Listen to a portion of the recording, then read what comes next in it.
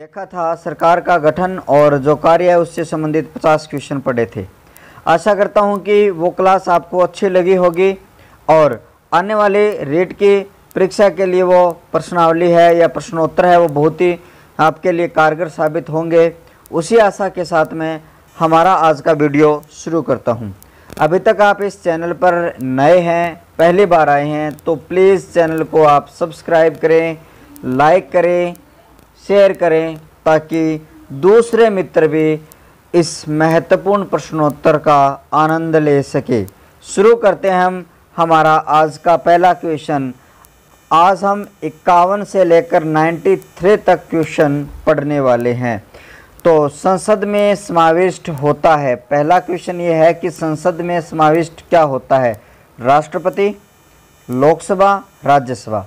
हाँ, तीनों ही हमारा जो संसद है उसमें समाहित होता है, समाविष्ट होता है।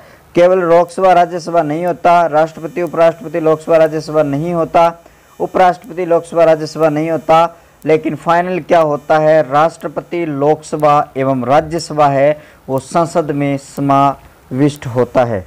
चार ऑप्शन आपको ध्यान से पढ़ने हैं और बड़े ही ध्यान से आपको जवाब देना है। संसद का ऊपरी सदन कौन सा होता है?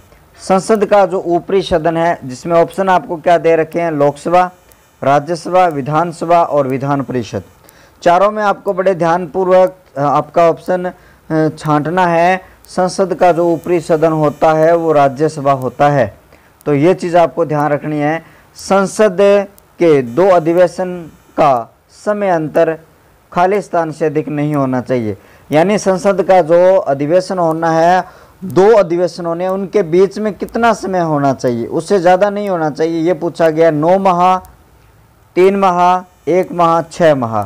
तो आपने इससे संबंधित पहले भी पढ़ी थी कि एक साल में 2 बार अधिवेशन होने हैं और इससे अधिक जो समय है वो ज़्यादा नहीं होना चाहिए। तो 6 माह के बीच संसद का अधिवेशन हो जाना चाहिए। 54 नेक्स्ट क्वेश्चन में क्या है? लोकसभा का सत्र एक वर्ष में न्यूनतम कितनी बार बुलाया जाता है? लोकसभा का जो सत्र है एक वर्ष में न्यूनतम है वो 2 बार बुलाया जाता है। नेक्स्ट क्वेश्चन की बात अगर करें, संसद के कुल सदस्यों का कितना भाग वैधानिक चैम्बर की मीटिंग बुलाने के लिए आवश्यक गणपूर्ति यानी कोरम है? संसद के कुल सदस्यों का कितना भाग वैधानिक चैम्बर की मीटिंग बुलाने के लिए आवश्यक है? तो 1/10 भाग उस मीटिंग में, उस कोरम में पहुंचना जरूरी है। आपको ये याद रख लेना है। 56वां क्वेश्चन क्या कह रहा है कि लोकसभा में किसी राजनीतिक पार्टी का विरोधी पार्टी की स्थिति प्राप्त करने के लिए न्यूनतम कितने सीटें प्राप्त होती है? लोकसभा में किसी राजनीतिक पार्टी को विरोधी पार्टी की स्थिति प्राप्त करने के लिए यानी विपक्ष के लिए हमें कितनी सीटें होनी आवश्यक है? तो इसके लिए 4 ऑप्शन दे रखे हैं, 15, 10 और 20। 3 ऑप्शन है, तीनों को ध्यान से पढ़ना है। तो न्यूनतम आपके पास में 10% सीटें होनी चाहिए, तभी हम उसके विपक्ष या विरोधी में हम बैठ सकते हैं। नेक्स्ट क्वेश्चन हमारा ये है कि दोनों सदनों में प्रत्येक बैठक के प्रथम 1 घंटे प्रश्नों को पूछने एवं देने में लगाए जाते हैं जिसे जाना जाता है। तो बड़ा ही आसान सा क्वेश्चन है हमारे लिए। तो शून्यकाल नहीं होता है, वो आधे घंटे विचार विमर्श नहीं होता है, प्रश्नकाल या गिलोटिन। तो आपको पता है पहले घंटे में जब प्रश्न पूछे जाते हैं तो उस समय को कहा जाता है प्रश्नकाल। बड़ा ही सामान्य सा क्वेश्चन है। शून्यकाल क्या है? तो प्रश्नकाल तो हमने जान लिया, पहला जो 1 घंटा होता है वो प्रश्नकाल होता है, लेकिन आपसे पूछ लिया जाए कि जो शून्यकाल होता है वो क्या होता है?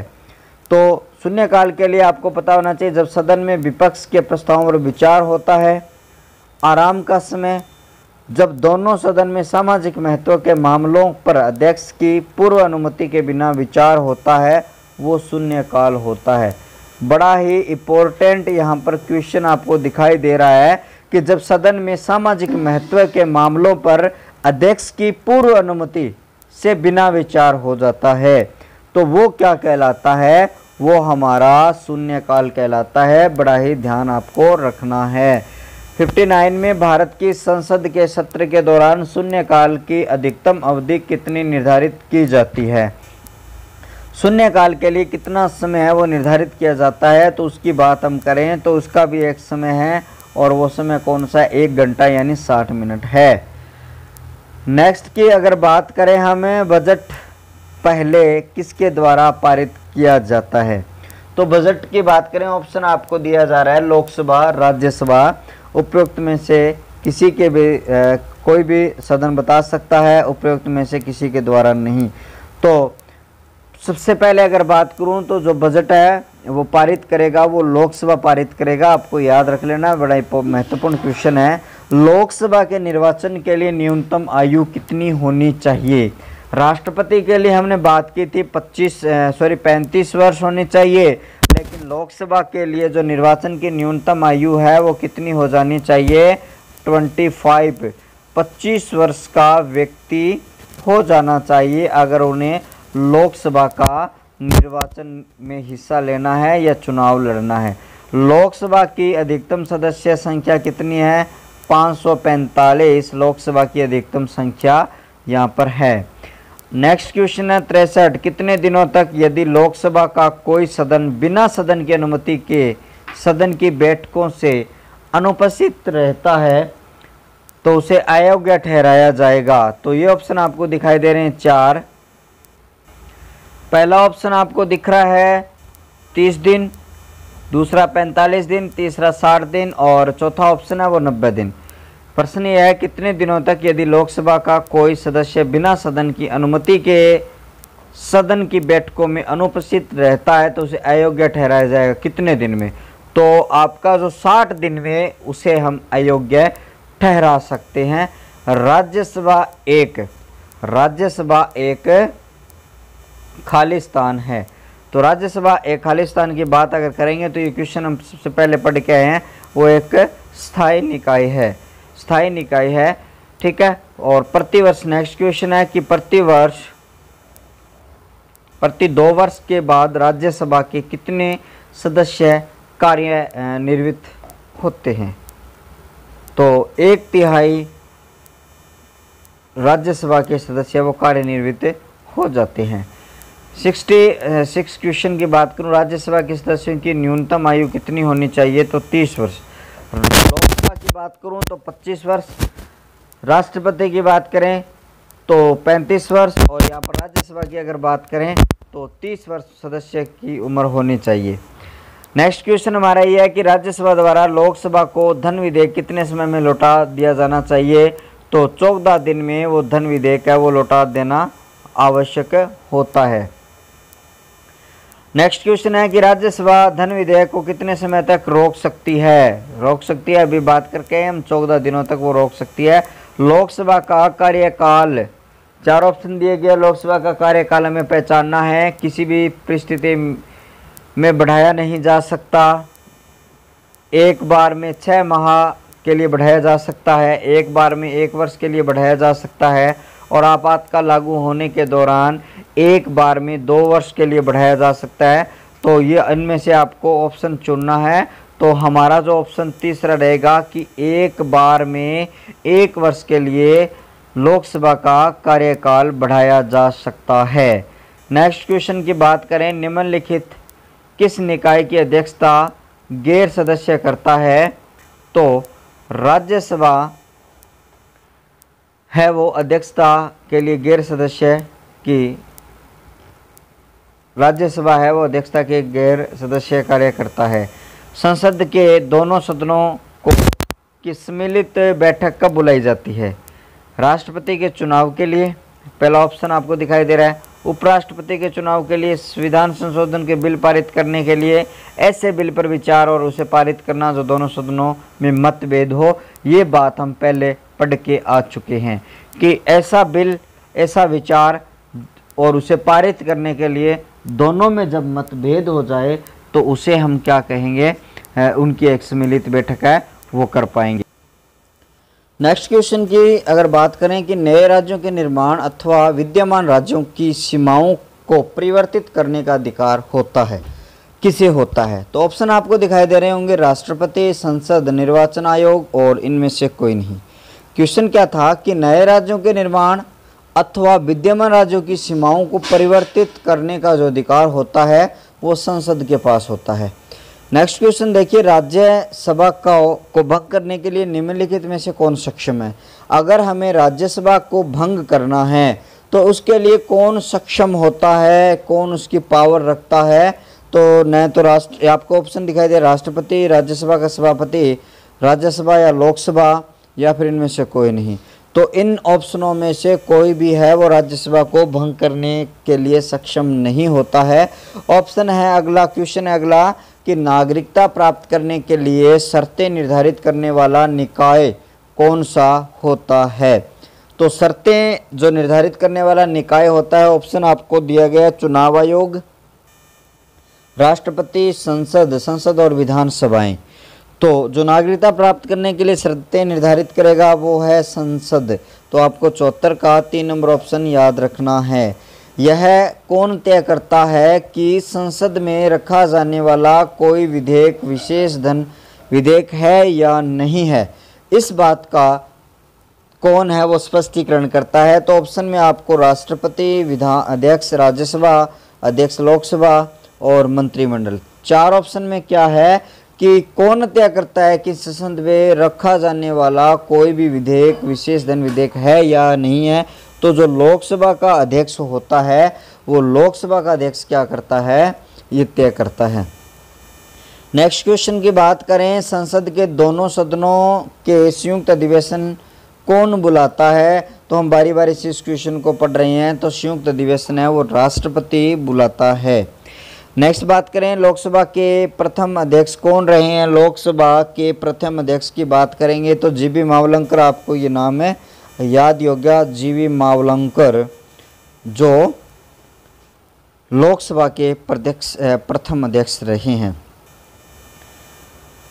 भारत में संसद की वित्तीय समितियां निम्नलिखित में से कौन सी है? भारत में संसद की वित्तीय समितियां निम्नलिखित में से कौन सी है? तो ऑप्शन में आपको लोकसभा समिति, प्राक्कलन समिति, लोकसभा उपक्रम समिति आदि आदि ऑप्शन दिए गए हैं। तो हमें सम्मिलित करना है। तो भारत के में संसद की वित्तीय समितियां आपको ऑप्शन दिखाई दे रहा होगा, 4 नंबर, 1 नंबर, 2 नंबर, 3 नंबर। ये सारी जो वित्तीय समितियां भारतीय संसद में है। 79 में किसी विशेष दिन लोकसभा में अधिकतम कितने तारांकित प्रश्न पूछे जा सकते हैं? तारांकित प्रश्न पूछे जा सकते हैं। तो उसमें 20 जो ऐसे क्वेश्चन है वो तारांकित क्वेश्चन है, वो एक किसी विशेष दिन लोकसभा में अधिकतम पूछे जा सकते हैं। 80 क्वेश्चन क्या है? निम्नलिखित में से कौन सा अध्यक्षात्मक सरकार का एक गुण है? तो ऑप्शन में क्या है कि कार्यपालक की नियत कार्यावधि अत्यंत स्थिरता की भावना प्रदान करती है, यह नीतियों के शीघ्र निष्पादन को सुनिश्चित करती है, यह लोगों की स्वतंत्रता को सुरक्षित करती है, और उपरोक्त सभी। तो ऑप्शन पहला ही आपका राइट हो जाएगा कि कार्यपालक की नियत कार्यावधि अत्यंत स्थिरता की भावना प्रदान करती है। आगे देखिए, किसके द्वारा संसद को राज्य सूची के किसी भी विषय पर कानून या नियम बनाने का अधिकार दिया जाता है? तो संसद को राज्य सूची के किसी भी विषय पर या कानून या नियम बनाने का जो अधिकार है वो आपातकाल के दौरान जो संसद है वो राज्य सूची के किसी भी विषय पर अपना नियम कानून बनाने का अधिकार रखता है। संसदीय शब्दावली में समापन से क्या आशय है? तो संसद की जो शब्दावली है उसमें समापन से हमें अर्थ पूछा गया है।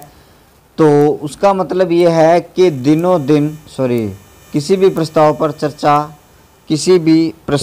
की चर्चा पर रोक। समापन का अर्थ आशय मायने हैं किसी प्रस्ताव की चर्चा पर रोक। नेक्स्ट है, भारतीय संसद का अर्थ क्या है? यहाँ पर भारतीय संसद का अर्थ पूछा गया है। ऑप्शन में आपको क्या मिलता है? राज्यसभा, लोकसभा प्रधानमंत्री, भारत का राष्ट्रपति, राज्यसभा, लोकसभा ये ऑप्शन बिल्कुल राइट होगा। भारतीय जो संसद है उसमें राष्ट्रपति, राज्यसभा, लोकसभा निहित है। ठीक है, तीसरा ऑप्शन यहाँ से बिल्कुल सही हो जाएगा। भारतीय संसद द्वारा दल बदल विरोधी विधेयक किस वर्ष में पारित किया गया था? तो भारतीय संसद द्वारा दल बदल विरोधी विधेयक है वो 1990, 1995, 1980 और 1985। चारों ऑप्शनों में से अगर हम बात करें तो 1985 में जो दल बदल विरोधी विधेयक है वो पारित किया गया था। मंत्रिपरिषद सामूहिक रूप से किसके प्रति उत्तरदायी होता है? मंत्रिपरिषद है वो आपको पता है लोकसभा के प्रति उत्तरदायी होता है।